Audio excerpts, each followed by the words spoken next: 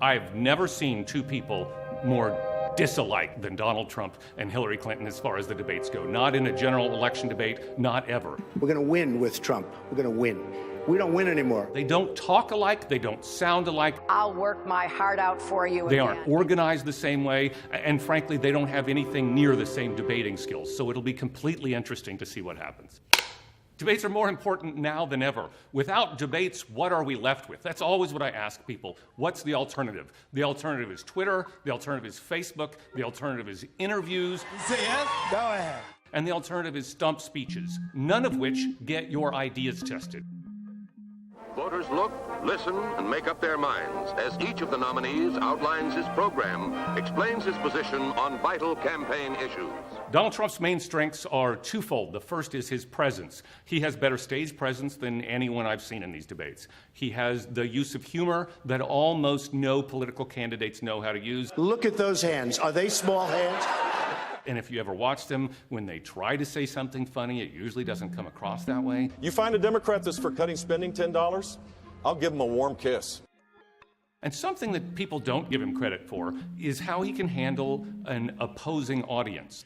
Jeb is so wrong. Jeb is absolutely so. That's just so you understand.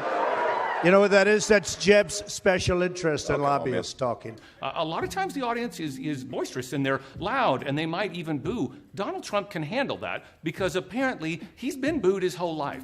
What Donald Trump does poorly is current policy and future policy. Wouldn't it be nice if we got along with the world? And even though that's my main criticism of him, it's too late in the game to try to pretend like you're an expert on those things. And I think that would be the worst imaginable outcome, would be for him to change his debating style and try to be the knowledgeable one on stage. That's not what got him this far. So my two problems for Donald Trump is don't change what you're doing. I would advise him to keep doing the same thing and also to try to keep the insults to a minimum. They want me as their partner in the White House, and that's exactly what I will do. We'll get things done together. Democrats, Republicans, independents, we're going to make progress together when I'm president. You know, I was actually amazed the first time I saw Hillary Clinton debate, and I was quite impressed at how close she came to the actual debaters that I coach. She has skill and knowing how to present an argument. We have tougher standards holding toy gun manufacturers and sellers to account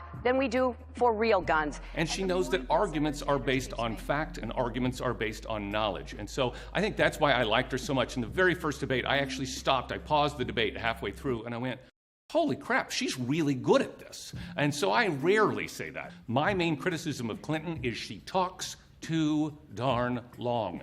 I know. Secretary Clinton, thank you very much. About that. Thank you very much. Because when I went to the very end of the 2008 campaign with then Senator Secretary Obama, Clinton, you're out of we time. did unify the party.